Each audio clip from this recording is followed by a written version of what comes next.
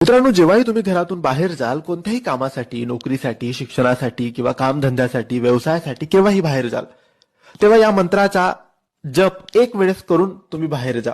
हा मंत्र तुम्ही देवघरासमोर उभे राहा किंवा बसा, हात जोडा आणि एक वेळेस फक्त बोला.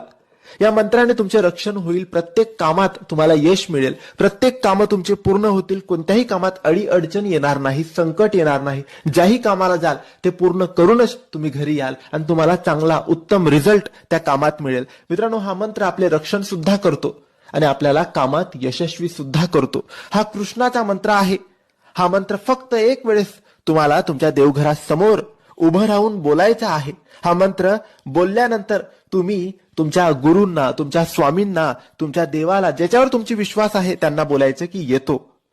आणि हा मंत्र म्हणजेच ओम श्री कृष्णाय शरणम मम. ओम श्री कृष्णाय शरणम मम.